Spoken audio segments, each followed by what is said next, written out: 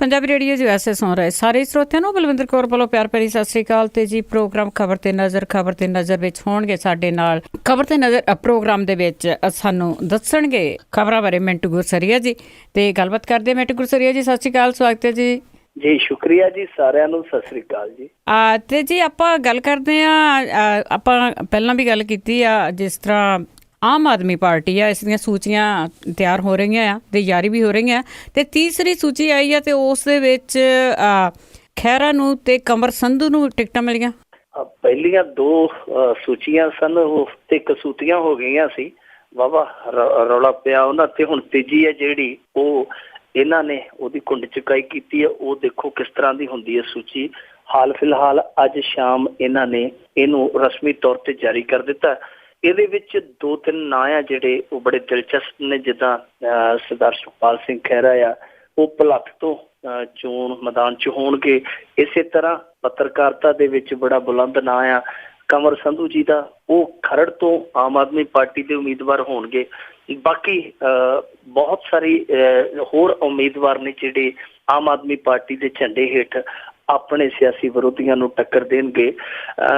ਇਹਦੇ ਵਿੱਚ 28 ਅੱਜ ਮੇਰੇ ਖਿਆਲ ਦੇ ਨਾਲ ਇਹਨਾਂ ਨੇ ਜਾਰੀ ਕੀਤੇ ਆ, ਜਿਹਦੇ ਵਿੱਚ ਕੁਝ ਨਾਮ ਆ ਜਿਹੜੇ ਉਹ ਦਿਲਚਸਪ ਵੀ ਆ। ਜਿਸ ਤਰ੍ਹਾਂ ਚਰਨਜੀਤ ਸਿੰਘ ਚੰਨੀ ਹੈ, ਉਹ ਮੇਰੇ ਖਿਆਲ ਦੇ ਨਾਲ 10-12 ਦਿਨ ਪਹਿਲਾਂ ਆਏ ਸਨ ਪਾਰਟੀ ਦੇ ਵਿੱਚ, ਪਰ ਉਹਨਾਂ ਦੇ ਭਾਗ ਜਿਹੜੇ ਉਹ ਇੰਨੇ ਵਧੀਆ ਸੀ ਕਿ 12-13 ਦਿਨ ਦੀ ਸੇਵਾ ਕਰਕੇ ਪਾਰਟੀ ਚੋਂ ਮੇਵਾ ਲੈ ਗਏ ਟਿਕਟ ਦਾ। ਦੂਜੇ ਪਾਸੇ ਹੋਰ ਵੀ ਨੇ, ਇੱਕ ਗੁਰਦਾਸਪੁਰ ਜ਼ਿਲ੍ਹੇ ਦੇ ਵਿੱਚ ਟਿਕਟ ਜਿਹੜੀ ਲੈ ਕੇ ਗਿਆ ਸੱਜਣ, ਉਹ ਅਕਾਲੀਆਂ ਦਾ ਚੇਅਰਮੈਨ ਰਿਹਾ ਤੇ ਕਾਫੀ ਉਹਦੇ ਨਾਲ ਕਿਸੇ ਜੁੜਦੇ ਆ, ਉਹ ਵੀ ਟਿਕਟ ਲੈ ਗਿਆ। ਉਹਦੇ ਤੇ ਵੀ ਕਿੰਤੂ ਪਰੰਤੂ ਹੈ ਜਿਹੜਾ ਉਹ ਸ਼ੁਰੂ ਹੋਇਆ। ਇੱਕ ਹੋਰ ਆ ਸੱਜਣ, ਉਹਦਾ ਸ਼ੈਲਰ ਹੁੰਦਾ ਸੀਗਾ ਤੇ ਸ਼ੈਲਰ ਦੇ ਵਿੱਚੋਂ ਉਸ ਘਪਲਾ ਛਪਲਾ ਹੋਇਆ, ਹੱਕ ਦੀਆਂ ਫੱਕੀਆਂ ਉਡਾ ਦਿੱਤੀਆਂ। ਉਹਦੀ ਪਤਨੀ ਤੇ ਵੀ 1 ਕਰੋੜ ਤੇ 16 ਲੱਖ ਦਾ ਗਬਨ ਦਾ ਕੇਸ ਦਰਜ ਹੋਇਆ। ਉਹ ਸੱਜਣ ਕੁਝ ਸਮਾਂ ਪਹਿਲਾਂ ਅਕਾਲੀ ਤੇ ਵਾਇਆ ਕਾਂਗਰਸ ਹੋ ਕੇ ਆਮ ਆਦਮੀ ਪਾਰਟੀ 'ਚ ਆਇਆ ਸੀ, ਉਹਨੂੰ ਵੀ ਟਿਕਟ ਮਿਲ ਗਈ ਹੈ। ਇਸ ਤਰ੍ਹਾਂ ਦੇ ਨਾਮ ਹੈ ਨੇ ਕੁਝ ਜਿਨ੍ਹਾਂ ਤੇ ਕਿੰਤੂ ਪਰੰਤੂ ਕੀਤਾ ਜਾ ਸਕਦਾ ਹੈ, ਪਰ ਵਿੱਚ ਕੁਝ ਨਾਮ ਹੈ ਜਿਹੜੇ ਇਹਨਾਂ ਦੇ ਬਹੁਤ ਵਧੀਆ ਨੇ। ਨੌਜਵਾਨ ਚਿਹਰਿਆਂ ਨੂੰ ਵੀ ਇਹਨਾਂ ਨੇ ਮੈਦਾਨ 'ਚ ਉਤਾਰਿਆ ਹੈ। ਜਿਸ ਤਰ੍ਹਾਂ ਇੱਕ ਬੀਬੀ ਹੈ ਜਗਰਾਉਂ ਤੋਂ ਮੇਰੇ ਖਿਆਲ ਦੇ ਨਾਲ, ਉਹ ਦੱਸਦੇ ਆ ਕਿ ਬਹੁਤ ਪੜ੍ਹੀ ਲਿਖੀ ਹੈ। ਉਸ ਬੀਬੀ ਦਾ ਦੱਸਦੇ ਆ ਕਿ ਬਹੁਤ ਮਾਣ ਸਤਿਕਾਰ ਹੈ ਉਸ ਇਲਾਕੇ ਦੇ ਵਿੱਚ। ਇਸ ਤਰ੍ਹਾਂ ਹੋਰ ਵਲੰਟੀਅਰਸ ਨੇ ਜਿਹੜੇ ਇਹਨਾਂ ਦੇ ਅਸਲੀ ਵਲੰਟੀਅਰਸ, ਜਿਨ੍ਹਾਂ ਨੇ ਬਹੁਤ ਕੰਮ ਕੀਤਾ ਸ਼ਿੱਦਤ ਦੇ ਨਾਲ ਆਪਦੀ ਪਾਰਟੀ ਲਈ, ਉਹ ਵੀ ਟਿਕਟ ਲਿਜਾਣ ਦੇ ਵਿੱਚ ਸਫਲ ਹੋਇਆ। ਯਾਨੀ ਕੁੱਲ ਮਿਲਾ ਕੇ ਕਹਿ ਸਕਦੇ ਹਾਂ ਕਿ ਪਹਿਲੀ ਸੂਚੀ ਜਿੰਨਾ ਬਖੇੜਾ ਨਹੀਂ ਪਏਗਾ। ਸਵਾਲ ਤੇ ਦੇਖੋ ਹਰੇਕ ਸੂਚੀ 'ਚ ਉੱਠਣੇ ਆ, ਕਿਉਂਕਿ ਘਰ ਘਰ ਸਿਆਸੀ ਜਿਹੜੇ ਘਰ ਆ, ਘਰ ਘਰ ਇਹ ਇਸ ਤਰ੍ਹਾਂ ਦੇ ਵਿਵਾਦ ਰਹਿਤ ਤੇ ਕਿਤੇ ਹੋ ਨਹੀਂ ਸਕਦੇ। ਕੋਈ ਵੀ ਵਿਹੜੇ ਆ ਜਿਹੜੇ ਕਿਤੇ ਨਾ ਕਿਤੇ ਤੇ ਮਾੜਾ ਮੋਟਾ ਕਿੰਤੂ ਪਰੰਤੂ ਹੋਣਾ, ਪਰ ਇਹ ਜਿਹੜੀ ਸੂਚੀ ਆ ਕੁੱਲ ਮਿਲਾ ਕੇ ਦੇਖ ਸਕਦੇ ਹਾਂ ਕਿ ਬੈਲੈਂਸਡ ਹੈ, ਇਹਦਾ ਤਵਾਜ਼ਨ ਹੈ। ਹੁਣ ਥੋੜੇ ਬਹੁਤ ਸਵਾਲ ਤੇ ਜਿਹੜੇ ਆ ਉੱਠਣੇ ਆ, ਕਿਉਂਕਿ 15 ਦਿਨ ਪਹਿਲਾਂ ਆਏ ਬੰਦੇ ਨੂੰ ਜੇ ਤੁਸੀਂ ਪਾਰਟੀ ਟਿਕਟ ਦੇ ਦੋਗੇ ਤਾਂ ਫਿਰ ਸਵਾਲ ਤੁਹਾਡੇ ਤੇ ਕੀਤੇ ਜਾਣਗੇ। ਇਸੇ ਤਰ੍ਹਾਂ ਹੋਰ ਜਿਹੜੇ ਨੌਜਵਾਨ ਚਿਹਰਿਆਂ ਨੂੰ ਵਲੰਟੀਅਰ ਚਾਹੁੰਦੇ ਸਨ ਕਿ ਇਹਨਾਂ ਨੂੰ ਟਿਕਟ ਦਿੱਤੀ ਜਾਵੇ, ਉਹ ਥੋੜਾ ਜਿਹਾ ਉਹ ਟਾਲ ਮਟੋਲ ਹੋ ਗਿਆ। ਉਹਨਾਂ ਦੇ ਨਾਮ ਹਾਲੇ ਵੇਟਿੰਗ ਦੇ ਵਿੱਚ ਆ, ਅਗਲੀ ਸੂਚੀ 'ਚ ਵੇਖਿਆ ਜਾਏਗਾ। ਗਿੱਦੜਬਾਹੇ ਤੋਂ ਵੀ ਇੱਕ ਮੁੰਡਾ ਜਿਹੜਾ ਇਹਨਾਂ ਨੇ ਉਤਾਰਿਆ ਚੋਣ ਮੈਦਾਨ ਦੇ ਵਿੱਚ, ਉਹ ਜਿਹੜੇ ਇਸ ਇਲਾਕੇ ਦੇ ਆ ਵਲੰਟੀਅਰਸ, ਉਹਨਾਂ ਦੇ ਵਿੱਚ ਥੋੜੀ ਜਿਹੀ ਨਿਰਾਸ਼ਾ ਪਾਈ ਜਾਂਦੀ। ਕਹਿੰਦੇ ਕਿ ਜਿਸ ਤਰੀਕੇ ਦਾ ਉੱਥੇ ਅਕਾਲੀਆਂ ਦਾ ਤੇ ਕਾਂਗਰਸੀਆਂ ਦਾ ਗੜ੍ਹ ਆ, ਉਸ ਮੁਕਾਬਲੇ ਦਾ ਉਮੀਦਵਾਰ ਸਾਨੂੰ ਨਹੀਂ ਮਿਲਿਆ। ਖੈਰ ਇਹ ਅੱਗੇ ਸਿਲਸਿਲਾ ਚੱਲੇਗਾ, ਸਿਲਸਿਲਾ ਤੈਅ ਹੀ ਕਰੇਗਾ ਕਿ ਕਿੱਥੇ ਗਲਤੀ ਹੋਈ ਆ, ਕਿੱਥੇ ਇਹਨਾਂ ਦੇ ਉਮੀਦਵਾਰ ਆ ਜਿਹੜੇ ਗਲਤ ਸਨ, ਕਿੱਥੇ ਸਹੀ ਸਨ। ਉਹ ਸਮਾਂ ਆਪੇ ਤੈਅ ਕਰਦਾ ਜਾਏਗਾ। ਪਰ ਇਸ ਸੂਚੀ ਦੇ ਵਿੱਚੋਂ ਇੱਕ ਨਾਰਾਜ਼ਗੀ ਹੈ ਜਿਹੜੀ ਮੈਨੂੰ ਜ਼ਿਆਤੀ ਤੌਰ ਤੇ ਜਾਂ ਹੋਰ ਸੱਜਣਾਂ ਨੂੰ ਵੀ ਸ਼ਾਇਦ ਹੋਈ ਹੋਏਗੀ, ਉਹ ਇਹ ਆ ਕਿ ਇਸ ਸੂਚੀ ਦੇ ਵਿੱਚ ਵੀ ਇੱਕ ਹੀ ਬੀਬੀ ਹੈ ਮੇਰੇ ਖਿਆਲ ਦੇ ਨਾਲ, 3 ਪਹਿਲਾਂ ਸਨ। 60 ਕੁੱਲ ਇਹਨਾਂ ਨੇ ਉਮੀਦਵਾਰ ਐਲਾਨ ਕੀਤੀਆਂ ਨੇ 4, ਜਦਕਿ ਜਿਹੜੀ ਬੀਬੀ ਬਲਜਿੰਦਰ ਕੌਰ ਆ, ਇਹਨਾਂ ਦੀ ਇਸਤਰੀ ਵਿੰਗ ਦੀ ਜਿਹੜੀ ਕਨਵੀਨਰ ਆ, ਉਹਨੇ ਦਾਅਵਾ ਕੀਤਾ ਸੀਗਾ ਕਿ ਅਸੀਂ ਪਰਿਵਾਰ ਜੋੜੋ ਮੁਹਿੰਮ ਤਹਿਤ ਹੁਣ ਤੱਕ 9 ਲੱਖ ਪਰਿਵਾਰ ਹੈ ਜਿਹੜੇ ਔਰਤਾਂ ਦੇ ਜੋੜੇ ਆਪਦੇ ਨਾਲ। ਜੇ ਇੰਨੇ ਵੱਡੇ ਪੱਧਰ ਤੇ ਤੁਸੀਂ ਔਰਤਾਂ ਤੱਕ ਪਹੁੰਚ ਕੀਤੀ ਹੈ, ਔਰਤਾਂ ਤੁਹਾਡੇ ਨਾਲ ਜੁੜੀਆਂ ਨੇ, ਉਹਨਾਂ ਨੇ ਤੁਹਾਡੇ ਤੇ ਯਕੀਨ ਕਰਨ ਦਾ ਮਨ ਬਣਾਇਆ, ਤਾਂ ਫਿਰ ਤੁਸੀਂ 60 ਦੇ ਵਿੱਚੋਂ ਸਿਰਫ 4 ਨੂੰ ਇਸ ਤਰ੍ਹਾਂ ਟਿਕਟਾਂ ਦੇਵੋ, ਗੱਲ ਬਣਦੀ ਨਹੀਂ। ਕਿਉਂਕਿ ਬੀਬੀ ਬਲਜਿੰਦਰ ਕੌਰ ਨੇ ਇਹ ਵੀ ਕਿਹਾ ਸੀ ਕਿ ਸਾਡਾ ਅਨੁਪਾਤ ਹੋਏਗਾ ਜਿਹੜਾ ਟਿਕਟਾਂ ਦੀ ਵੰਡ ਦਾ, ਉਹ ਅੱਧੋ ਅੱਧ ਹੋਏਗਾ, ਭਾਵ ਅੱਧੀਆਂ ਬੀਬੀਆਂ ਹੋਣਗੀਆਂ ਤੇ ਅੱਧੇ ਬੀਬੇ ਹੋਣਗੇ ਸਾਡੇ ਉਮੀਦਵਾਰ। ਪਰ ਇੱਥੇ ਹੁਣ 60 ਚੋਂ 4 ਆ। ਜੇ ਅੱਗੇ ਆਪਾਂ ਦੇਖੀਏ ਕਿ ਇਹ ਆਉਣ ਵਾਲੀਆਂ ਜਿਹੜੀਆਂ 57 ਸੀਟਾਂ ਕਿ ਉਹ ਸਾਰੀਆਂ ਬੀਬੀਆਂ ਨੂੰ ਦੇ ਕੇ ਅਨੁਪਾਤ ਪੂਰਾ ਕਰ ਦੇਣਗੇ, ਜਾਪਦਾ ਨਹੀਂ ਹੈ। ਇਸ ਪਾਸੇ ਇਹਨਾਂ ਨੂੰ ਧਿਆਨ ਦੇਣ ਦੀ ਜ਼ਰੂਰਤ ਆ, ਕਿਉਂਕਿ ਬਦਲਾਅ ਕਰਨਾ ਇਹ ਆ, ਇਹੋ ਹੀ ਹਾਲ ਦੂਜਿਆਂ ਦਾ। ਜੇ ਦੂਜਿਆਂ ਵਾਂਗੂ ਚੱਲ ਪਏ ਤੇ ਫਿਰ ਬਦਲਾਅ ਵਾਲੀ ਗੱਲ ਨਹੀਂ ਰਹਿਣੀ। ਇਹਨਾਂ ਨੂੰ ਤੇ ਸਗੋਂ ਨਜ਼ੀਰ ਪੇਸ਼ ਕਰਨੀ ਚਾਹੀਦੀ ਹੈ, ਬੀਬੀਆਂ ਨੂੰ ਵੱਧ ਤੋਂ ਵੱਧ ਮੈਦਾਨ 'ਚ ਉਤਾਰਨ, ਤਾਂ ਕਿ ਲੋਕ ਦੂਜੀਆਂ ਪਾਰਟੀਆਂ ਨੂੰ ਵੀ ਕਹਿਣ ਕਿ ਭਾਈ ਬੀਬੀਆਂ ਦੀ ਜਿਹੜੀ ਹਿੱਸੇਦਾਰੀ ਹੈ ਉਹ ਸਿਆਸਤ 'ਚ ਜ਼ਰੂਰੀ ਹੈ। ਕਿਉਂਕਿ ਜਿੰਨਾ ਚਿਰ ਬੀਬੀਆਂ ਦੀ ਹਿੱਸੇਦਾਰੀ ਨਹੀਂ ਹੋਏਗੀ ਉਹਨਾਂ ਚਿਰ ਨਾ ਸਿਆਸਤ ਬਦਲ ਸਕਦੀ ਹੈ ਤੇ ਨਾ ਹੀ ਸਾਡਾ ਸਮਾਜ ਬਦਲੇਗਾ। ਹਾਂਜੀ ਬਿਲਕੁਲ, ਪਰ ਬੀਬੀਆਂ ਨੂੰ ਬਰਾਬਰ ਦੇ ਅਧਿਕਾਰ ਦੇਣ ਦੇ ਵਿੱਚ ਦੁਨੀਆ ਸਾਰੀ ਹੀ ਪਿੱਛੇ ਆ ਜੀ। ਤੇ ਅੱਗੇ ਆਪਾਂ ਗੱਲ ਕਰਦੇ ਹਾਂ ਕਾਂਗਰਸ ਤੇ ਭਾਜਪਾ। ਕਹਿੰਦੇ ਸਾਰਾ ਦਿਨ ਇੱਕ ਦੂਸਰੇ ਨੂੰ ਮਿਹਣੇ ਕਮੇਣੇ ਦਿੰਦੇ ਰਹੇ। ਇਹ ਕੁੱਕੜ ਖੇ ਜਿਹੜਾ ਆਪਾਂ ਸ਼ਬਦ ਕਦੇ ਸੁਣਦੇ ਹਾਂ ਪੰਜਾਬੀ ਦੇ ਵਿੱਚ, ਕਦੇ ਕਦੇ ਠੇਠ ਪੰਜਾਬੀ ਸ਼ਬਦ ਹੈ ਕੁੱਕੜ ਖੇ, ਉਹ ਅਸੀਂ ਵੇਖ ਸਕਦੇ ਹਾਂ ਕਿ ਦੋਵੇਂ ਪਾਰਟੀਆਂ ਹੁਣ ਕੁੱਕੜ ਖੇ ਉਡਾਉਣ ਡਈਆਂ, ਜਾਂ ਇਹ ਕਹਿ ਲਈਏ ਕਿ ਸੱਪ ਲੰਘੇ ਤੋਂ ਲੀਕਾ ਕੁੱਟਣ ਡਏ ਆ। ਇਹ ਸਾਰਾ ਕੁਝ ਜੋ ਹੋ ਰਿਹਾ ਇੱਕ ਸਿਆਸੀ ਡਰਾਮਾ ਹੈ। ਅੱਜ ਇਹ ਡਰਾਮਾ 2 ਵਜੇ ਤੋਂ ਲੈ ਕੇ ਸ਼ਾਮ ਦੇ 6 ਵਜੇ ਤੱਕ ਚੱਲਦਾ ਰਿਹਾ। ਪਹਿਲਾਂ ਤੇ ਇਹਨਾਂ ਦਾ ਪ੍ਰਧਾਨ ਹੈ ਜਿਹੜਾ ਅਮਿਤ ਸ਼ਾਹ ਭਾਜਪਾ ਵਾਲਿਆਂ ਦਾ, ਉਹ ਆ ਗਿਆ ਪ੍ਰੈਸ ਕਾਨਫਰੰਸ ਕਰਨਾ। ਉਹਨੇ ਬਹੁਤ ਕੁਝ ਕਿਹਾ, ਕਿਉਂਕਿ ਰਾਹੁਲ ਗਾਂਧੀ ਨੇ ਕੱਲ ਨਰਿੰਦਰ ਮੋਦੀ ਤੇ ਤੰਜ ਕੱਸਿਆ ਸੀ। ਉਹਨੇ ਆਖਿਆ ਸੀ ਕਿ ਜਿਹੜਾ ਸਟ੍ਰਾਈਕ ਕੀਤਾ ਤੁਸੀਂ, ਇਹਦੇ ਬਹਾਨੇ ਤੁਸੀਂ ਹੁਣ ਸ਼ਹੀਦਾਂ ਦੇ ਲਹੂ ਦੀ ਦਲਾਲੀ ਕਰ ਰਹੇ ਹੋ। ਤਾਂ ਇਸ ਤੋਂ ਇਹ ਸਤੇ ਤਪੇ ਸੀਗੇ, ਪ੍ਰੈਸ ਕਾਨਫਰੰਸ ਦੇ ਵਿੱਚ ਆਏ ਤੇ ਫਿਰ ਬਹੁਤ ਗੁੱਬ ਗੁਬਾਰ ਕੱਢਿਆ। ਇਹਨੇ ਰਾਹੁਲ ਗਾਂਧੀ ਦੇ ਇੱਥੋਂ ਤੱਕ ਕਿ ਅੰਸ਼ ਤੇ ਵੀ ਜਿਹੜਾ ਸਵਾਲ ਖੜਾ ਕਰ ਦਿੱਤਾ। ਜਦੋਂ ਇਹਨੇ ਸਵਾਲ ਖੜੇ ਕੀਤੇ, ਇਹਨੇ ਜਦੋਂ ਕਿਹਾ ਕਿ ਇਹ ਤੇ ਸੈਨਾ ਦਾ ਅਪਮਾਨ ਕਰਦਾ ਪਿਆ, ਉਹਨਾਂ ਦੇ ਬਲੀਦਾਨ ਦਾ ਅਪਮਾਨ ਕਰਦਾ ਪਿਆ, ਇਹਨੇ ਉਹਨਾਂ ਦੇ ਮੂਲ ਤੇ ਜਦੋਂ ਉਂਗਲੀ ਉਠਾ ਦਿੱਤੀ ਤੇ ਫਿਰ ਨਾਲ ਦੀ ਨਾਲ ਕਪਿਲ ਸਿੱਬਲ ਸੀ ਜਿਹੜੇ, ਉਹ ਸੱਬਲ ਫੜ ਕੇ ਗਰਾਊਂਡ ਦੇ ਵਿੱਚ ਆ ਕੇ ਉਹਨਾਂ ਨੇ ਪ੍ਰੈਸ ਕਾਨਫਰੰਸ ਕਰ ਦਿੱਤੀ। ਉਹ ਕਹਿੰਦੇ ਕਿ ਇਹ ਕੌਣ ਹੁੰਦਾ ਹੈ ਜਿਹੜਾ ਗਾਂਧੀ ਪਰਿਵਾਰ ਦੇ ਮੂਲ ਤੇ ਗਾਂਧੀ ਪਰਿਵਾਰ ਦੇ ਅੰਸ਼ ਤੇ ਉਂਗਲ ਚੁੱਕੇ, ਇਹ ਤੇ ਤੜੀ ਪਾ ਰਿਹਾ, ਇਹ ਤੇ ਅਪਰਾਧੀ ਹੈ। ਉਹਨੇ ਬਹੁਤ ਕੁਝ ਕਿਹਾ ਅਮਿਤ ਸ਼ਾਹ ਬਾਰੇ, ਬਹੁਤ ਕੁਝ ਬੋਲਿਆ, ਉਹ ਜਿੰਨਾ ਵੀ ਬੋਲ ਸਕਦਾ ਸੀ। ਇੱਥੋਂ ਤੱਕ ਉਹਨੇ ਆਖ ਦਿੱਤਾ, ਉਹਨੇ ਕਿਹਾ ਅੱਜ ਜਿਹੜੇ ਸਾਹ ਸਾਡੇ ਸੂਤੇ ਪਏ ਆ ਜੈਸ਼ੇ ਮੁਹੰਮਦ ਕਰਕੇ, ਉਹ ਜੈਸ਼ੇ ਮੁਹੰਮਦ ਤੁਹਾਡੀ ਪੈਦਾਇਸ਼ ਆ। ਉਹਨੇ ਇਹ ਸ਼ਬਦ ਵਰਤਿਆ ਕਿ ਭਾਜਪਾ ਦੀ ਉਹ ਹੀ ਪੈਦਾਇਸ਼ ਆ ਜਿਹੜਾ ਜੈਸ਼ੇ ਮੁਹੰਮਦ ਹੈ, ਕਿਉਂਕਿ ਇਹਨਾਂ ਦਾ ਜਿਹੜਾ ਕਰਤਾ ਧਰਤਾ ਹੈ ਮਸੂਦ ਅਜ਼ਹਰ, ਉਹਨੂੰ ਤੁਸੀਂ ਪਿਆਰ ਸਤਿਕਾਰ ਦੇ ਨਾਲ ਕੰਧਾਰ ਛੱਡ ਕੇ ਆਏ ਸੀ, ਜਹਾਜ਼ ਦੇ ਵਿੱਚ ਬਹਾ ਕੇ ਆਏ ਸੀ। ਸੋ ਇਹ ਮਿਹਰਬਾਨੀ ਤੁਹਾਡੀ ਹੈ। ਕਪਿਲ ਸਿੱਬਲ ਨੇ ਹੋਰ ਵੀ ਬੜੀਆਂ ਭੈੜੀਆਂ ਚੰਗੀਆਂ ਕੀਤੀਆਂ। 1.5 ਘੰਟਾ ਲਗਭਗ ਉਹਨੇ ਉਹੀ ਬੋਲੀਆਂ ਜਿਹੜੀਆਂ ਮਾਰੀਆਂ। ਇਸ ਤੋਂ ਬਾਅਦ ਰਵੀ ਸ਼ੰਕਰ ਜਿਹੜਾ ਸਾਡੇ ਇੱਥੋਂ ਦਾ ਸੂਚਨਾ ਤੇ ਪ੍ਰਸਾਰਣ ਮੰਤਰੀ ਹੈ ਭਾਰਤੀ ਜਨਤਾ ਪਾਰਟੀ ਦਾ, ਉਹ ਮੈਦਾਨ 'ਚ ਆ ਨਿਤਰਿਆ। ਫਿਰ ਉਹ ਲੱਗ ਪਿਆ ਕਪਿਲ ਸਿੱਬਲ ਨੂੰ ਸਮਝਾਉਣ ਕਿ ਇਹ ਬੋਲਦਾ, ਉਹ ਬੋਲਦਾ, ਇਹ ਰਾਜਨੀਤੀ ਕਰਦੇ ਆ, ਉਹ ਕਰਦੇ ਆ। ਉਹਨੇ ਸਫਾਈ ਦਿੱਤੀ ਕਿ ਅਮਿਤ ਸ਼ਾਹ ਦਾ ਜਿਹੜਾ ਕੇਸ ਸੀ ਉਹਦੇ 'ਚ ਨਾ ਉਹਨੂੰ ਨਾ ਤੇ ਸਜ਼ਾ ਹੋਈ ਹੈ, ਨਾ ਕੋਈ ਉਹਦੇ ਖਿਲਾਫ ਚਾਰਜ ਫਰੇਮ ਹੋਇਆ। ਉਹ ਤੇ ਸਿਰਫ ਮਾਮਲਾ ਸੀ ਜੋ ਰੱਦ ਹੋ ਗਿਆ। ਉਹਨੂੰ ਤੜੀ ਪਰ ਕਹਿਣ ਦੀ ਕੀ ਲੋੜ ਆ, ਉਹਨੂੰ ਇਹ ਕਹਿਣ ਦੀ ਕੀ ਲੋੜ ਆ ਜੇ ਤੁਸੀਂ ਇਸੇ ਤਰ੍ਹਾਂ ਚੱਲਦੇ ਰਹੇ 44 ਤੋਂ ਤੁਸੀਂ 24 ਤੇ ਆ ਜਾਣਾ। ਉਹ ਰਵੀ ਸ਼ੰਕਰ ਪ੍ਰਸਾਦ ਵੀ ਇਹ ਕਹਿ ਕੇ ਉੱਠ ਗਿਆ। ਉਸ ਤੋਂ ਬਾਅਦ ਰਣਦੀਪ ਸੁਰਜੇਵਾਲਾ ਆ ਗਿਆ। ਜਾਨੀ ਇਹ ਸਾਰਾ ਦਿਨ ਮਿਹਣੋ ਮਿਹਣੀ ਹੁੰਦੇ ਰਹੇ। ਅਖੀਰ ਦੇ ਵਿੱਚ ਸਾਰੀਆਂ ਧਿਰਾਂ ਹੀ ਜਦੋਂ ਉੱਠਦੀਆਂ ਸਨ ਪ੍ਰੈਸ ਕਾਨਫਰੰਸ ਦੇ ਵਿੱਚੋਂ, ਉਹ ਇਹ ਕਹਿ ਜਾਂਦੀਆਂ ਸਨ ਕਿ ਇਸ ਮਾਮਲੇ 'ਚ ਰਾਜਨੀਤੀ ਨਹੀਂ ਹੋਣੀ ਚਾਹੀਦੀ। ਸਾਰਾ ਕੁਝ ਕਹਿ ਕੇ ਅਖੀਰੀ ਰਾਜਨੀਤੀ ਕਰਕੇ ਅਖੀਰੀ ਕਹਿ ਜਾਂਦੇ ਸਨ ਕਿ ਰਾਜਨੀਤੀ ਨਹੀਂ ਹੋਣੀ ਚਾਹੀਦੀ। ਪਰ ਸੱਚ ਇਹ ਆ, ਹਕੀਕਤ ਇਹ ਆ ਕਿ ਤਬ ਕਿ ਰਾਜਨੀਤੀ ਇਸ ਮਾਮਲੇ 'ਚ ਹੋ ਰਹੀ ਹੈ। ਭਾਰਤੀ ਜਨਤਾ ਪਾਰਟੀ ਖੁਦ ਨੂੰ ਰਾਸ਼ਟਰਵਾਦ ਦਾ ਨੰਬਰਦਾਰ ਅਖਵਾਉਣਾ ਚਾਹੁੰਦੀ ਹੈ, ਮਨਾਉਣਾ ਚਾਹੁੰਦੀ ਹੈ, ਪੇਸ਼ ਕਰਨਾ ਚਾਹੁੰਦੀ ਹੈ ਲੋਕਾਂ 'ਚ ਕਿ ਰਾਸ਼ਟਰਵਾਦ ਦੇ ਝੰਡਾ ਬਰਦਾਰ ਅਸੀਂ ਹਾਂ। ਉਧਰੋਂ ਜਿਹੜੀ ਕਾਂਗਰਸ ਹੈ ਉਹ ਕਹਿੰਦੀ ਹੈ ਕਿ ਬਨਾਉਟੀ ਰਾਸ਼ਟਰਵਾਦ ਆ, ਇਹ ਰਾਸ਼ਟਰਵਾਦ ਦੀ ਆੜ ਦੇ ਵਿੱਚ ਲੋਕਾਂ ਨੂੰ ਗੁੰਮਰਾਹ ਕਰ ਰਿਹਾ। ਅਸਲੀ ਰਾਸ਼ਟਰਵਾਦੀ ਤੇ ਇੱਧਰ ਬੈਠੇ ਆ ਰਾਸ਼ਟਰ ਦੇ ਫਰਮਾਦਾਰ ਤੇ ਅਸੀਂ। ਇਸੇ ਵਤਰ ਦੇ ਵਿੱਚ ਜਿਹੜਾ ਅਰਵਿੰਦ ਕੇਜਰੀਵਾਲ ਸੀ ਅੱਜ ਉਹ ਵੀ ਤਵੀਆਂ ਲਾ ਗਿਆ।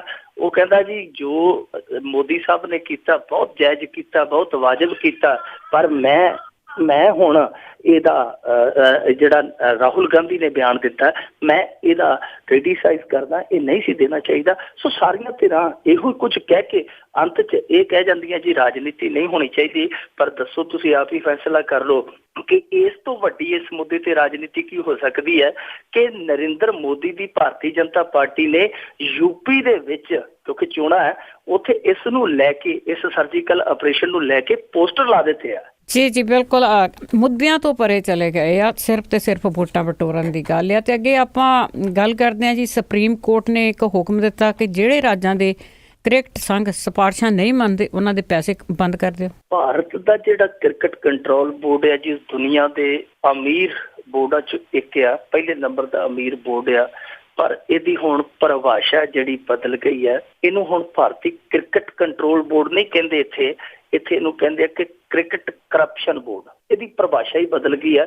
ਪਰਿਭਾਸ਼ਾ ਇਸ ਕਰਕੇ ਬਦਲੀ ਕਿ ਬਹੁਤ ਸਾਰਾ ਮਾਲ ਹੈ ਜਿਹੜਾ ਇਹਦੇ ਵਿੱਚੋਂ ਕਮਾਇਆ ਜਾਂਦਾ ਹੈ, ਤੇ ਸਾਰੀਆਂ ਜਿਹੜੀਆਂ ਸਿਆਸੀ ਪਾਰਟੀਆਂ ਉਹ ਰਲ ਮਿਲ ਕੇ ਇਸ ਮਾਲ ਨੂੰ ਬਾਂਦਰ ਵੰਡ ਕਰਕੇ ਖਾਂਦੀਆਂ। ਇਹ ਬਾਹਰ ਰੌਲਾ ਪਾਉਂਦੇ ਆ, ਅੰਦਰ ਜਾ ਕੇ ਪਰਦੇ ਤੇ ਪਿੱਛੇ ਸਾਰੇ ਹੀ ਇੱਕਮਿਕ ਹੋ ਜਾਂਦੇ। ਜਦੋਂ ਇਹਨਾਂ ਨੇ ਛਕਣਾ ਛਕਾਉਣਾ ਹੁੰਦਾ, ਲਲਿਤ ਮੋਦੀ ਨੂੰ ਲਿਆਇਆ ਕੋਈ ਸੀ, ਭਜਾਇਆ ਕਿਸੇ ਨੇ ਸੀ। ਇਸੇ ਤਰ੍ਹਾਂ ਇੱਕ ਅਫਸਰ ਸੀਗਾ ਰਾਜਸਥਾਨ ਦਾ, ਜਿਹਨੇ ਇਨਵੈਸਟੀਗੇਸ਼ਨ ਕੀਤੀ ਸੀ ਇੱਕ ਮਾਮਲੇ 'ਚ ਕ੍ਰਿਕਟ ਦੇ, ਤੇ ਉਹਦੀ ਭੇਜੀ ਹੋਈ ਫਾਈਲ ਜਿਹੜੀ ਸੀਗੀ ਉਹ 200 ਕਿਲੋਮੀਟਰ ਨਹੀਂ ਸੀ ਆਪਣੀ, ਕਈ ਸਮਾਂ ਹੀ ਲੰਘ ਗਿਆ, ਉਹ ਫਾਈਲ ਹੀ ਰਸਤੇ 'ਚ ਹੋ ਗਈ। ਤੇ ਜਦੋਂ ਮਹੀਨੇ ਕੁ ਬਾਅਦ ਪਤਾ ਲੱਗਿਆ ਕਿ ਉਹੀ ਅਫਸਰ ਬਾਅਦ ਦੇ ਵਿੱਚ ਇੱਕ ਰਾਜ ਦੀ ਕ੍ਰਿਕਟ ਸੰਘ ਦਾ ਜਾ ਕੇ ਮੁਖੀ ਬਣ ਗਿਆ। ਨਰਿੰਦਰ ਮੋਦੀ 15 ਸਾਲ ਕ੍ਰਿਕਟ ਸੰਘ ਦਾ ਮੁਖੀ ਰਿਹਾ, ਜਿਹਨੇ ਕਦੇ ਗੁੱਲੀ ਡੰਡਾ ਨਹੀਂ ਖੇਡਿਆ। ਬਹੁਤ ਕੁਛ ਹੈ ਇਹੋ ਜਿਹਾ ਜਿਹੜਾ ਇੱਥੇ ਹੁੰਦਾ ਬੋਰਡਾਂ ਦੇ ਵਿੱਚ। ਲਲਿਤ ਮੋਦੀ ਤੁਹਾਡੇ ਸਾਹਮਣੇ ਆ, ਬਹੁਤ ਵੱਡਾ ਸਰਮਾਇਆ ਹੁੰਜ ਕੇ ਇੰਗਲੈਂਡ ਦੇ ਵਿੱਚ ਬੈਠਾ ਉੱਥੇ ਪਾਰਟੀਆਂ ਕਰਦਾ ਪਿਆ। ਉਹਨੂੰ ਇਸੇ ਤਰ੍ਹਾਂ ਹੀ ਲਿਆਂਦਾ ਸੀ, ਇਹਨਾਂ ਨੇ ਲਿਆਂਦਾ, ਇਹਨਾਂ ਲੋਕਾਂ ਨੇ ਅੱਗੇ ਲਿਆਂਦਾ, ਸਿਆਸਤਦਾਨਾਂ ਨੇ ਮੁੜ ਕੇ ਰਾਜਸਥਾਨ ਦੇ ਵਿੱਚ ਉਹਨੂੰ ਪ੍ਰੋਜੈਕਟ ਕੀਤਾ ਗਿਆ, ਜਿੱਥੇ ਭਾਜਪਾ ਦੀ ਸਰਕਾਰ ਸੀ, ਲਿਆਏ ਕਾਂਗਰਸੀ, ਉਹਨੂੰ ਸਾਰਾ ਕੁਛ ਅੱਗੇ ਪ੍ਰੋਜੈਕਟ ਉਹਨਾਂ ਨੇ ਕੀਤਾ। ਫਿਰ ਜਦੋਂ ਸੀਟੀਆਂ ਰਲ ਗਈਆਂ, ਸੀਟੀਆਂ ਬਹੁਤ ਵੱਜੀਆਂ, ਮੁੜ ਕੇ ਅਖੀਰ ਉਹ ਲਾਲ ਝੰਡੀਆਂ ਕਰਕੇ ਇੱਥੋਂ ਨੱਸ ਗਿਆ। ਇਸੇ ਕਰਕੇ ਸੁਪਰੀਮ ਕੋਰਟ ਨੇ ਜਦੋਂ ਵੇਖਿਆ ਕਿ ਇਹ ਖੇਡ ਖਿਲਰ ਗਈ ਹੈ ਤੇ ਇਹ ਹੁਣ ਦੇਸ਼ ਦੀ ਬਦਨਾਮੀ ਹੋਣ ਡਈ ਹੈ, ਕਿਉਂਕਿ ਕਦੇ IPL ਦੇ ਵਿੱਚ ਮੈਚ ਫਿਕਸਿੰਗ ਦਾ ਮਾਮਲਾ ਸਾਹਮਣੇ ਆ ਜਾਂਦਾ ਸੀ, ਕਦੇ ਕਿਤੋਂ ਮਾਮਲਾ ਸਾਹਮਣੇ ਆ ਜਾਂਦਾ ਸੀ, ਕਦੇ ਕਿਤੋਂ। ਇੱਕ ਤੇ ਇੱਥੇ ਇਹੋ ਜਿਹੇ ਆਏ ਸੀਗੇ IPL ਦੇ ਵਿੱਚ, ਸ਼੍ਰੀਨਿਵਾਸਨ ਜਿਹੜਾ ਸੀਗਾ ਮੁਖੀ ਵੀ ਬਣਿਆ BCCI ਦਾ, ਉਹਦੇ ਜਵਾਈ ਦੀ ਵੀ ਇੱਕ ਟੀਮ ਸੀਗੀ, ਤੇ ਦੋਵਾਂ ਨੇ, ਸਹੁਰੇ ਜਵਾਈ ਨੇ ਰਲ ਕੇ ਇਹੋ ਜਿਹੀ ਫੱਕੀ ਉਡਾਈ ਕਿ ਲੋਕ ਤਰਾਹ ਕਰਦੇ ਸਨ ਇਹੋ ਜਿਹੇ ਸਹੁਰੇ ਜਵਾਈ ਨੂੰ, ਤੇ ਸਹੁਰਾ ਜਵਾਈ ਨੇ ਤਬਾਹੀ ਕਰਨਾ ਚਾਹੀਦਾ, ਹੁੰਜ ਕੇ ਲੈ ਗਏ ਸਾਰਾ ਕੁਛ। ਉਸ ਤੋਂ ਬਾਅਦ ਸੁਪਰੀਮ ਕੋਰਟ ਨੇ ਕੁਛ ਕਰੜੇ ਜਿਹੜੇ ਫੈਸਲੇ ਕਰਨ ਦਾ ਮਨ ਬਣਾਇਆ ਸੀ, ਤੇ ਉਸੇ ਕਵਾਇਦ ਦੇ ਵਿੱਚ ਇੱਕ ਪੈਨਲ ਨਿਕਲਿਆ ਸੀ, ਉਹਨੂੰ ਲੋਢਾ ਪੈਨਲ ਕਹਿੰਦੇ ਆ, ਜਿਹੜਾ ਇੱਕ ਮੈਂਬਰੀ ਪੈਨਲ ਸੀਗਾ। ਉਹਨੇ ਇਸ ਮਸਲੇ ਤੇ ਇੱਕ ਬਹੁਤ ਵੱਡੀ ਰਿਪੋਰਟ ਹੈ ਜਿਹੜੀ ਸੁਪਰੀਮ ਕੋਰਟ ਦੇ ਵਿੱਚ ਦਾਖਲ ਕੀਤੀ ਸੀਗੀ, ਜੋ ਉਹਦੇ 'ਚ ਸਿਫਾਰਸ਼ਾਂ ਦਿੱਤੀਆਂ ਗਈਆਂ ਕਿ ਆਹ ਸਿਫਾਰਸ਼ਾਂ ਜਿਹੜੀਆਂ ਕ੍ਰਿਕਟ ਨੂੰ ਪਾਰਦਰਸ਼ੀ ਕਰਨ ਲਈ ਲਾਗੂ ਕਰਨੀਆਂ ਬਹੁਤ ਅਹਿਮ ਹੋ ਗਈਆਂ ਨੇ। ਉਹ ਫਿਰ ਸੁਪਰੀਮ ਕੋਰਟ ਨੇ ਇਹਨਾਂ ਨੂੰ ਕਿਹਾ ਕਿ ਭਾਈ ਲਾਗੂ ਕਰੋ। ਇਹਨਾਂ ਨੇ ਕੀ ਆਖਿਆ ਕਿ ਇਹ ਕਹਿੰਦੇ ਜੀ ਇਹ ਜਿਹੜੀਆਂ ਅਸੀਂ ਸਿਫਾਰਸ਼ਾਂ, ਇਹਨਾਂ ਨੇ ਇੱਕ ਵਾਰੀ ਤਾਂ ਕਹਿਤਾ ਸੀ ਲਾਗੂ ਕਰ ਦਿਆਂਗੇ, ਪਰ ਬਾਅਦ ਦੇ ਵਿੱਚ ਇਹਨਾਂ ਨੇ ਕੰਨ ਹੀ ਝਾੜ ਲਏ। ਉਹ 6 ਮਹੀਨੇ ਲੰਘ ਗਏ, ਮੁੜ ਕੇ ਫੇਰ ਸੱਦਿਆ। ਇਹਨਾਂ ਨੇ ਜਾ ਕੇ ਆਖ ਦਿੱਤਾ ਜੀ ਉਹ ਸਾਡੇ ਜਿਹੜੇ ਕ੍ਰਿਕਟ ਸੰਘ ਆ, ਰਾਜਾਂ ਦੇ ਸਟੇਟ ਕ੍ਰਿਕਟ ਐਸੋਸੀਏਸ਼ਨ ਨੇ, ਉਹ ਸਾਡੇ ਅਧਿਕਾਰ 'ਚ ਨਹੀਂ ਆਉਂਦੀਆਂ, ਉਹ ਤੇ ਆਪਦੀ ਮਰਜ਼ੀ ਕਰਦੇ, ਉਹ ਨਹੀਂ ਮੰਨਦੇ। ਸੁਪਰੀਮ ਕੋਰਟ ਨੇ ਆਖਿਆ ਤੁਹਾਨੂੰ 24 ਘੰਟੇ ਦਿੰਦੇ ਆ, 24 ਘੰਟਿਆਂ ਦੇ ਵਿੱਚ ਵੇਖ ਲਓ, ਨਹੀਂ ਤੇ ਅਸੀਂ ਕੋਈ ਅਗਲਾ ਕਦਮ ਚੁੱਕਾਂਗੇ। ਫਿਰ ਅੱਜ 24 ਘੰਟੇ ਬੀਤ ਗਏ, ਦੁਬਾਰਾ ਪੇਸ਼ ਹੋਏ। ਉਹਨਾਂ ਨੇ ਕਿਹਾ ਕਿ ਨਹੀਂ ਮੰਨਦੇ ਤੁਹਾਡੇ ਕ੍ਰਿਕਟ ਸੰਘ ਤੇ ਨਾ ਮੰਨਣ, ਉਹਨਾਂ ਨੂੰ ਫੰਡ ਦੇਣੇ ਬੰਦ ਕਰ ਦਿਓ, ਫੌਰੀ ਤੌਰ ਤੇ ਫੰਡ ਦੇਣੇ ਬੰਦ ਕਰ ਦਿਓ। ਸੁਪਰੀਮ ਕੋਰਟ ਦਾ ਚੀਫ ਜਸਟਿਸ ਤੇ ਇੱਥੋਂ ਤੱਕ ਪਹੁੰਚ ਗਿਆ, ਉਹਨੇ ਆਖਿਆ ਕਿ ਅਨੁਰਾਗ ਠਾਕਰ ਜਿਹੜਾ ਕਿ BCCI ਦਾ ਮੁਖੀ ਹੈ, ਕਹਿੰਦਾ ਕਿ ਉਹ ਕੀ ਕ੍ਰਿਕਟ ਖੇਡਦਾ ਰਿਹਾ, ਉਹ ਕ੍ਰਿਕਟਰ ਆ। ਤੇ ਉਹਨਾਂ ਦਾ ਵਕੀਲ ਜਿਹੜਾ ਸੀਗਾ ਉਹ ਕਹਿੰਦਾ ਜੀ ਕਿ ਹਾਂ ਉਹ ਕ੍ਰਿਕਟ ਖੇਡਿਆ, ਰਣਜੀ ਟਰਾਫੀ ਖੇਡਿਆ। ਉਹ ਕਹਿੰਦੇ, ਜੱਜ ਸਾਹਿਬ ਕਹਿੰਦੇ ਕਿ ਸੁਪਰੀਮ ਕੋਰਟ ਦੀ ਟੀਮ ਦਾ ਕਪਤਾਨ ਤੇ ਮੈਂ ਵੀ ਰਿਹਾ। ਕ੍ਰਿਕਟਰ ਦੱਸੋ, ਰਣਜੀ ਟਰਾਫੀ 'ਚ ਦੇ ਬਹੁਤ ਸਾਰੇ ਕ੍ਰਿਕਟਰ ਜਿਹੜੇ ਖੇਡ ਆਉਂਦੇ ਆ, ਅਸਲੀ ਕ੍ਰਿਕਟਰ ਦੱਸੋ ਕੋਈ ਉੱਥੇ ਅਹੁਦੇਦਾਰ ਹੈਗਾ। ਇਸੇ ਤਰ੍ਹਾਂ ਉਹਦੀਆਂ ਸਿਫਾਰਸ਼ਾਂ ਨੇ ਜਿਹੜੀਆਂ ਲੋਢਾ ਪੈਨਲ ਦੀਆਂ, ਉਹ ਇਹੋ ਜਿਹੀਆਂ ਨੇ ਕਿ ਇਹ ਮੰਨਦੇ ਆ ਜੇ ਤੇ ਸਮਝ ਲਓ ਆਪਣੇ ਗਿੱਟੇ ਆਪ ਭੰਨਦੇ ਆ, ਕਿਉਂਕਿ ਉਹਦੇ 'ਚ ਇਹ ਹੈ ਇੱਕ ਤੇ ਕਿ 70 ਸਾਲ ਤੋਂ ਵੱਧ ਉਮਰ ਦਾ ਕੋਈ ਅਹੁਦੇਦਾਰ ਨਹੀਂ ਹੋ ਸਕਦਾ। ਦੂਜਾ ਇਹ ਹੈ ਕਿ ਕੋਈ ਬਿਊਰੋਕਰੇਟ ਹੈ ਜਿਹੜਾ ਜਾਂ ਮੰਤਰੀ ਸੰਤਰੀ ਹੈ ਉਹ ਨਹੀਂ ਹੋ ਸਕਦਾ। ਹੁਣ ਇਹ ਜਿਹੜਾ ਅਨੁਰਾਗ ਠਾਕਰ ਆ, ਇਹ ਭਾਰਤੀ ਜਨਤਾ ਪਾਰਟੀ ਦਾ ਸਾਂਸਦ ਆ। ਜੇ ਇਸ ਤਰ੍ਹਾਂ ਦੀਆਂ ਸਿਫਾਰਿਸ਼ਾਂ ਲਾਗੂ ਹੁੰਦੀਆਂ ਤੇ ਸਾਰਿਆਂ ਤੋਂ ਪਹਿਲਾਂ ਅਨੁਰਾਗ ਠਾਕਰ ਦਾ ਜਿਹੜਾ ਬੂਹਾ ਖੁੱਲ ਜਾਣਾ, ਉਹਨੇ ਤੁਰ ਜਾਣਾ। ਸੋ ਅਨੁਰਾਗ ਠਾਕਰ ਕਿਸੇ ਨਾ ਕਿਸੇ ਬਹਾਨੇ ਲਟਕਾਉਣਾ ਚਾਹੁੰਦਾ ਸੀ, ਪਰ ਸੁਪਰੀਮ ਕੋਰਟ ਸਖਤ ਹੋ ਗਿਆ। 17 ਅਕਤੂਬਰ ਤੱਕ ਹੁਣ ਸ਼ਾਇਦ ਇਹਨਾਂ ਨੂੰ ਫਿਰ ਮੋਹਲਤ ਦਿੱਤੀ ਹੈ ਕਿ ਉਹਨਾਂ ਚਿਰ ਕ੍ਰਿਕਟ ਸੰਘਾਂ ਦਾ ਜਿਹੜਾ ਪੈਸਾ ਰੋਕ ਦਿਓ। ਇਹ ਵੀ ਕਹਿ ਦਿੱਤਾ ਉਹਨਾਂ ਨੇ ਕਿ ਇਹ ਜਿਹੜੀਆਂ ਇੱਕ ਰਾਜ ਦੇ ਵਿੱਚ ਕਈ ਤੁਸੀਂ ਸੰਘਾਂ ਬਣਾਈਆਂ ਨੇ, ਜਿਵੇਂ ਹੁਣ ਗੁਜਰਾਤ ਲੈ ਲਈਏ, ਗੁਜਰਾਤ ਦੇ ਵਿੱਚ 3 ਕ੍ਰਿਕਟ ਸੰਘਾਂ ਨੇ, ਜਿਵੇਂ ਵਡੋਦਰਾ ਹੈ, ਗੁਜਰਾਤ ਕ੍ਰਿਕਟ ਐਸੋਸੀਏਸ਼ਨ ਹੈ, ਇਸੇ ਤਰ੍ਹਾਂ ਇੱਕ ਹੋਰ ਹੈ ਕ੍ਰਿਕਟ ਐਸੋਸੀਏਸ਼ਨ, ਯਾਨੀ 3 ਨੇ ਉੱਥੇ, 3 ਇੱਕੋ ਰਾਜ ਦੇ ਵਿੱਚ। ਸ਼ਾਇਦ ਵਿਦਰਭ ਕ੍ਰਿਕਟ ਐਸੋਸੀਏਸ਼ਨ ਹੈ ਜਿਹੜੀ, 3 ਇਸ ਤਰ੍ਹਾਂ ਉੱਥੇ ਆਉਂਦੀਆਂ ਨੇ। ਇਹ ਕਈ ਰਾਜਾਂ ਦੇ ਵਿੱਚ 2 ਆ 3 ਆ, ਤਾਂ ਉਹਨਾਂ ਨੇ ਕਿਹਾ ਕਿ ਇਹ ਕ੍ਰਿਕਟ ਸੰਘਾਂ ਵੀ ਇੱਕ ਕਰੋ, ਕਿਉਂਕਿ ਤੁਸੀਂ ਵੋਟਾਂ ਦਾ ਬਹਾਨਾ ਬਣਾਇਆ ਹੋਇਆ। ਜਿਹੜੀ ਕ੍ਰਿਕਟ ਸੰਘ ਇੱਕ ਤੋਂ ਵੱਧ ਆ, ਉਹਦੇ ਕੋਲ ਵੋਟਾਂ ਵੱਧ ਜਾਂਦੀਆਂ, ਉਹਨੇ ਬੰਦੇ ਤੁਹਾਡੇ ਜਿਹੜੇ ਉਹ ਪੈਨਲ ਦੇ ਵਿੱਚ ਆ ਜਾਂਦੇ, ਉਹ ਖਾਣ ਪੀਣ ਦਾ ਉਹਨਾਂ ਦਾ ਓਨਾ ਹੀ ਜ਼ਿਆਦਾ ਸਮਾਨ ਵੱਧ ਜਾਂਦਾ। ਪਰ ਕਮਾਲ ਦੀ ਗੱਲ ਆ ਕਿ ਅਨੁਰਾਗ ਠਾਕਰ ਵੱਲੋਂ ਅੱਜ ਜਿਹੜਾ ਵਕੀਲ ਪੇਸ਼ ਹੋਇਆ ਸੀ, ਉਹ ਵਕੀਲ ਕੌਣ ਸੀ? ਉਹ ਵਕੀਲ ਸੀ ਉੱਥੇ ਉਹੀ ਕਪਿਲ ਸਿੱਬਲ, ਜਿਹੜਾ ਸੁਣਵਾਈ ਤੋਂ ਬਾਅਦ ਭਾਜਪਾ ਦੇ ਖਿਲਾਫ ਪ੍ਰੈਸ ਕਾਨਫਰੰਸ ਕਰਕੇ ਜ਼ਹਿਰ ਉਗਲ ਰਿਹਾ ਸੀ। ਜੀ ਜੀ। ਤੇ ਅੱਗੇ ਆਪਾਂ ਗੱਲ ਕਰਦੇ ਹਾਂ ਜੀ ਕਿ ਅਰਬਾਂ ਦੀ ਠੱਗੀ ਕਰਨ ਵਾਲੇ ਕਾਲ ਸੈਂਟਰ ਮਾਮਲੇ ਵਿੱਚ FBI ਕਰੇਗੀ ਦੋਸ਼ੀਆਂ ਨੂੰ ਰਿੜਕਣ ਆਏਗੀ। ਇਹਨਾਂ ਨੇ FBI ਵਾਲਿਆਂ ਨੂੰ ਵੀ ਵਕਤ ਪਾਤਾ ਕਿ ਭਾਈ ਤੁਹਾਨੂੰ ਜੇ ਉਧਰ ਅਮਰੀਕਾ ਦੇ ਵਿੱਚ ਵੇਹ ਲਿਆ ਤੇ ਆਓ ਇੱਧਰ ਤੁਹਾਨੂੰ ਕੰਮ ਦੇ ਦਿੰਦੇ ਆ, ਇੱਥੇ ਸਾਡੇ ਕੰਮ ਬਹੁਤ ਆ। ਅਸਲ ਦੇ ਵਿੱਚ ਕੱਲ ਥਾਣਾ ਮੁੰਬਈ ਦੇ ਨਾਲ ਆ ਸ਼ਹਿਰ ਥਾਣਾ, ਉੱਥੋਂ ਇੱਕ ਕਾਲ ਸੈਂਟਰ ਹੈ ਜਿਹੜਾ ਫੜਿਆ ਗਿਆ ਸੀ, ਜਿਹਦੇ ਵਿੱਚ 700 ਲੋਕਾਂ ਨੂੰ ਹਿਰਾਸਤ 'ਚ ਲਿਆ ਗਿਆ ਸੀ। ਉਹ ਕਰਦੇ ਕੀ ਸਨ ਕਿ ਸੂਚੀਆਂ ਕੱਢ ਲੈਂਦੇ ਸੀ, ਜਿਹੜੇ ਟੈਕਸ ਡਿਫਾਲਟਰ ਤੁਹਾਡੇ ਅਮਰੀਕਾ ਦੇ ਵਿੱਚ, ਉਹਨਾਂ ਦੀਆਂ ਸੂਚੀਆਂ ਕੱਢ ਲੈਂਦੇ ਸੀ ਤੇ ਫਿਰ ਉਹਨਾਂ ਨੂੰ ਫੋਨ ਕਰਦੇ ਸੀ ਉਸ ਕਾਲ ਸੈਂਟਰ ਦੇ ਵਿੱਚੋਂ।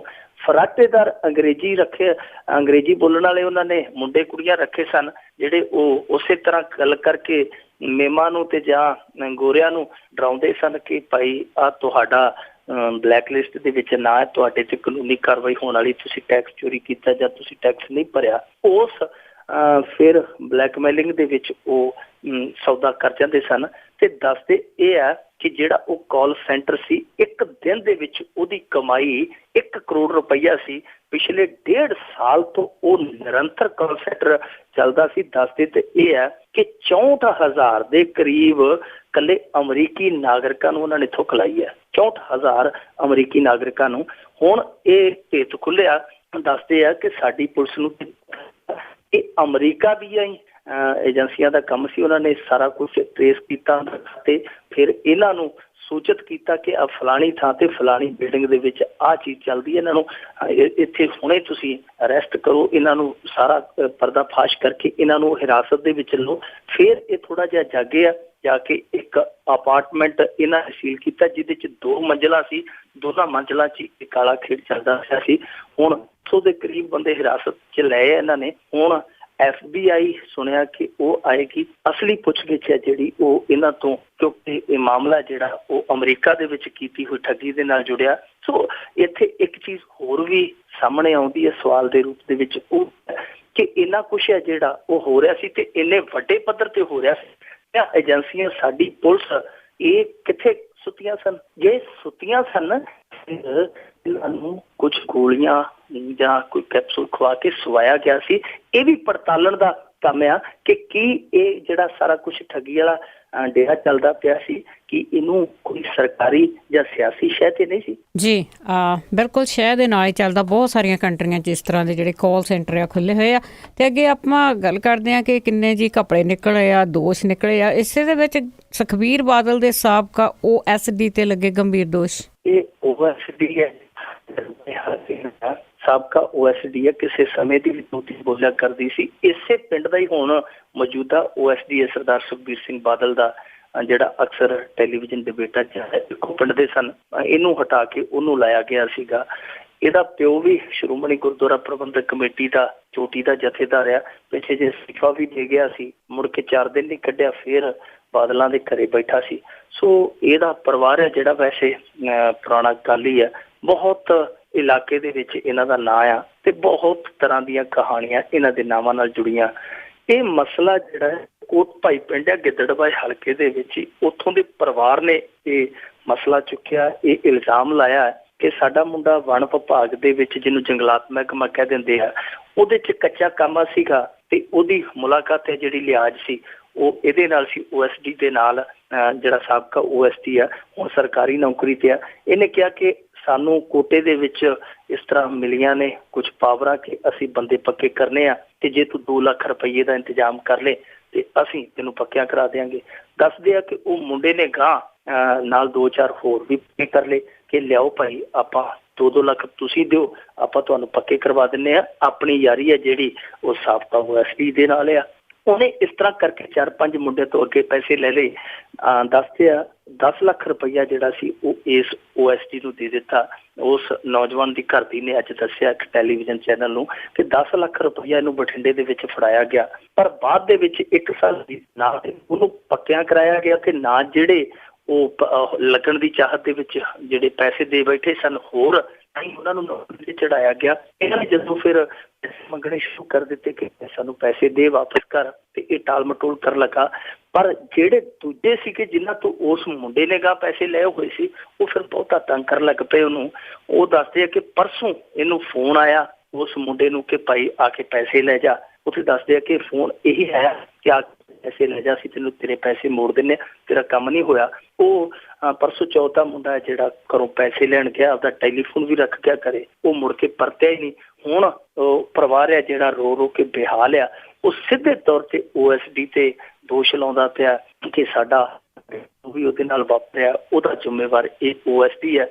ਜੇ ਮੀਡੀਆ ਵਾਲੇ ਉਹਦੇ ਕੋਲ ਗਏ ਪੁੱਛਣ ਦੱਸਣ ਤੇ ਹਾਲੇ ਉਹਨੇ ਕੋਈ ਆਪਦਾ ਪੱਖ ਨਹੀਂ ਦੱਸਿਆ ਕਿ ਕਹਾਣੀ ਕਿੰਨੀ ਕੁ ਸੱਚੀ ਹੈ ਕਿੰਨੀ ਕੁ ਝੂਠੀ ਆ। ਪਰ ਇੱਕ ਵਾਰ ਫਿਰ ਗਿੱਦੜਵਾ ਹਲਕਾ ਹੈ ਜਿਹੜਾ ਉਹ ਚਰਚਾਵਾਂ ਦੇ ਵਿੱਚ ਆ।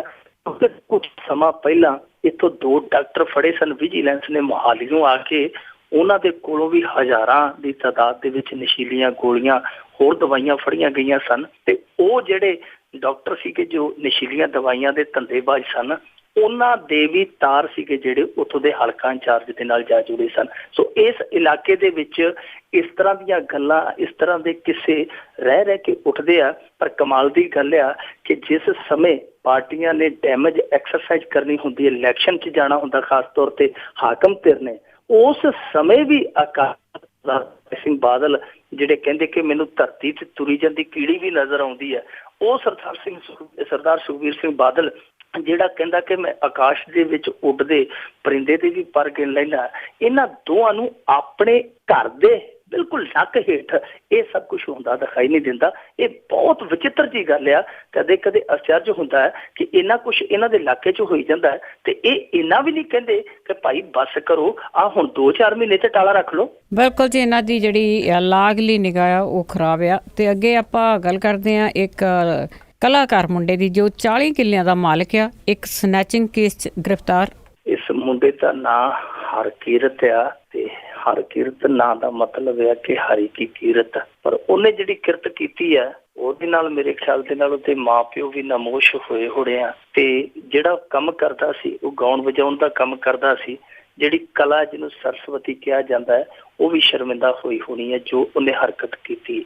ਪਰ ਇਹਦੇ ਵਿੱਚੋਂ ਸਾਡੇ ਸਮਾਜ ਦੀ ਖਾਸ ਤੌਰ ਤੇ ਸਾਡੀ ਜਿਹੜੀ ਮਾਨਸਿਕਤਾ ਹੈ ਉਹਦਾ ਅਕਸ, ਉਹਦਾ ਜਿਹੜਾ ਸੋਚਣ ਦਾ ਦਾਇਰਾ ਹੈ ਉਹ ਵੀ ਉਗੜ ਕੇ ਸਾਡੇ ਸਾਹਮਣੇ ਆਉਂਦਾ ਕਿ ਕਿਸ ਤਰ੍ਹਾਂ ਦਾ ਸਾਡੀ ਨੌਜਵਾਨੀ ਦੀ ਮਾਨਸਿਕਤਾ ਦਾ ਅਪਰਾਧੀਕਰਨ ਹੋ ਰਿਹਾ। ਇਹ ਬਹੁਤ ਗੰਭੀਰ ਵਿਸ਼ਾ, ਚਿੰਤਨ ਵਾਲਾ ਵਿਸ਼ਾ, ਚਿੰਤਾ ਵਾਲਾ ਵਿਸ਼ਾ। ਪਰ ਅਫਸੋਸ ਦੀ ਗੱਲ ਆ ਕਿ ਅਸੀਂ ਇਹਨਾਂ ਚੀਜ਼ਾਂ ਨੂੰ ਦੇਖਦੇ ਥੱਲੇ ਅਸੀਂ ਵੇਖਦੇ ਨਹੀਂ, ਸਾਡੀ ਨਿਗਾਹ ਜਿਹੜੀ ਉਹ ਉਤਲੇ ਪਾਸੇ ਰਹਿੰਦੀ ਹੈ। ਇਹ ਫਰੀਦਕੋਟ ਦਾ ਸੀਗਾ ਮੁੰਡਾ, 40 ਕਿੱਲਿਆਂ ਵਾਲਾ ਸੀ। 40 ਕਿੱਲੇ ਜਿਹਦੇ ਕੋਲ ਫਰੀਦਕੋਟ ਦੇ ਵਿੱਚ ਆਉਂਦੇ ਹੋਣ ਤੇ ਉਹ ਫਰੀਦਕੋਟ ਦੇ ਰਾਜੇ ਤੋਂ ਘੱਟ ਨਹੀਂ ਆ। ਇਸ ਕਰਕੇ ਇਹਦੀਆਂ ਵੀ ਟਹਿਰਾਂ ਬਾਰਾਂ ਸੀਗੀਆਂ। ਇਹ ਤੁਰਿਆ ਫਿਰਦਾ ਸੀ, ਗਾਉਣ ਵਜਾਉਣ ਦਾ ਇਹਨੂੰ ਸ਼ੌਕ ਸੀ, ਗੀਤ ਲਿਖੇ ਵੀ ਸੋ। ਤੇ ਹੁਣ ਟੀ ਸੀਰੀਜ਼ ਕੰਪਨੀ ਵੱਲੋਂ ਇਹਦੀ ਕੈਸਟ ਵੀ ਆ ਰਹੀ ਸੀ। ਪਰ ਪਤਾ ਨਹੀਂ ਕੀ ਇਹਦੇ ਦਿਲ 'ਚ ਆਇਆ ਕਿ ਚੰਡੀਗੜ੍ਹ ਚਲੇ ਗਿਆ। ਫਰੀਦਕੋਟ ਤੋਂ ਨਾਲ ਆਪਦੇ ਕੋਈ 1-2 ਸੰਗੀਤ ਸਾਥੀ ਲੈ ਲਏ, ਕਹਿੰਦੇ ਕਿ ਕੱਪੜੇ ਕੁਪੜੇ ਲੈ ਫਲਾਈ ਜਾਵੇ। ਇੱਕ ਕੁੜੀ ਦੱਸਦੇ ਸੀ ਟੈਲੀਫੋਨ ਕਰਦੀ ਪਈ ਸੀ ਕਿਤੇ ਬੈਠੀ, ਉਹਦੇ ਕੋਲੋਂ ਇਹ 1.5 ਮਹੀਨਾ ਪਹਿਲਾਂ ਟੈਲੀਫੋਨ ਚੁੱਕ ਕੇ ਭੱਜ ਗਏ, ਖੋ ਕੇ ਭੱਜ ਗਏ। ਉਸ ਤੋਂ ਬਾਅਦ ਤੁਹਾਨੂੰ ਪਤਾ ਕਿ ਅੱਜ ਕੱਲ੍ਹ ਬੜੀਆਂ ਤਕਨੀਕਾਂ ਵਿਕਸਿਤ ਹੋ ਗਈਆਂ। ਜਿਹੜਾ ਸੀਗਾ ਉਹ ਹੌਲੀ ਹੌਲੀ ਟਰੇਸ ਹੋ ਗਿਆ, ਜਿੱਥੇ ਵੀ ਇਹਨਾਂ ਨੇ ਗਾਂ ਵੇਚਿਆ ਕੀਤਾ, ਹੌਲੀ ਹੌਲੀ ਇਹ ਫਿਰ ਆਖਰ ਫੜੇ ਗਏ ਆ। ਹੁਣ ਇਹ ਜਿਹੜਾ ਕਲਾਕਾਰ ਆਪਦਾ ਕਟਾ ਰਿਹਾ, ਮੇਰੇ ਖਿਆਲ ਦੇ ਨਾਲ ਹੁਣ 2-4 ਦਿਨ ਜੇਲ੍ਹ ਦੇ ਵਿੱਚ ਹੀ ਵਜਾਏਗਾ। ਇਹ ਜ਼ਰੂਰ ਆਖ ਸਕਦਾ ਕਿ ਉੱਥੋਂ ਜੇਲ੍ਹ ਦੇ ਵਿੱਚੋਂ ਹੋਰ ਵਿਸ਼ੇ ਨੂੰ ਬਹੁਤ ਮਿਲ ਜਾਣਗੇ, ਪਟਾਕੇ ਪਾਉਣ ਵਾਲੇ ਆ ਕੇ ਉਹੋ ਜਿਹੇ ਗੀਤ ਲਿਖੇਗਾ।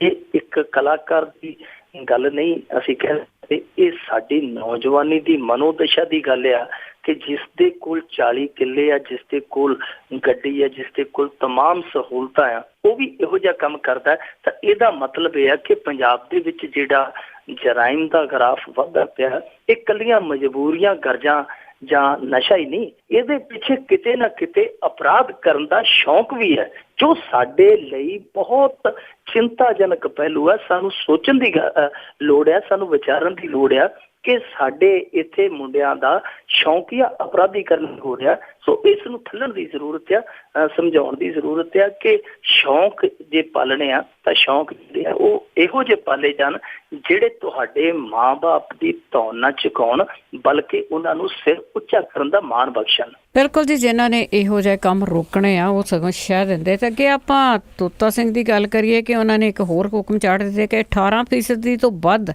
ਨਮੀ ਵਾਲਾ ਝੋਨਾ ਆ ਜਿਹੜਾ ਉਹ ਮੰਡੀਆਂ ਦੇ ਵਿੱਚ ਨਾ ਵੜਨ ਦਿਓ।